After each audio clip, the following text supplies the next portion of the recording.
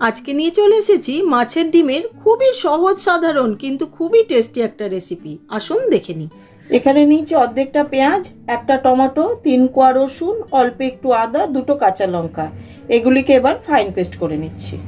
মাছের ডিম নিয়ে ভালো করে ধুয়ে ওপর থেকে পাতলা পর্দাটা সরিয়ে দিয়েছি। এবার এর মধ্যে দিয়ে দিলাম প্রয়োজন মতো লবণ, দিয়ে দিলাম হলুদ গুঁড়ো, কাশ্মীরি রেড চিলি পাউডার, গোলমরিচ পাউডার। আর এখানে নিয়েছি পেঁয়াজ, কাঁচা লঙ্কা, রসুন, আদা সব কুচি করে নিয়েছি।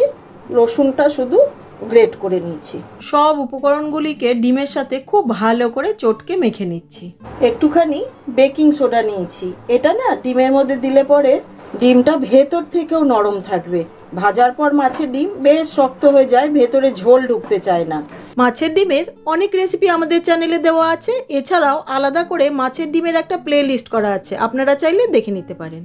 এবার অল্প একটু ময়দা দিয়ে দিলাম, দিয়ে খুব ভালো করে মেখে নিচ্ছি। আপনারা এখানে চাইলে আটা বা বেসনের ব্যবহারও করতে পারেন। এদিকে কড়াইতে সর্ষের তেল গরম করে নিয়েছি, তার মধ্যে ডিমের ব্যাটারটা থেকে অল্প অল্প করে নিয়ে বড়ির আকারে দিয়ে দিচ্ছি। আপনারা চাইলে এখানে ছোট বা বড় করতেই পারেন।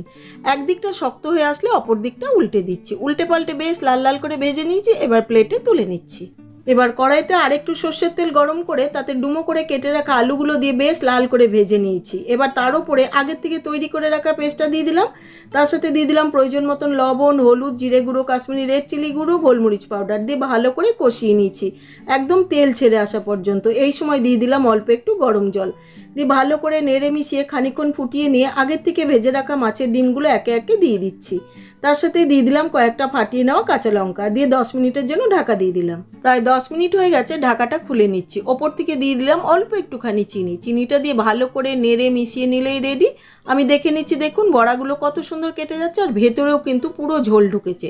এবার একটি থালার মধ্যে আমি ঢেলে নিচ্ছি। এই রেসিপিটা বানাতে সহজ হলেও খেতে অপূর্ব হয়।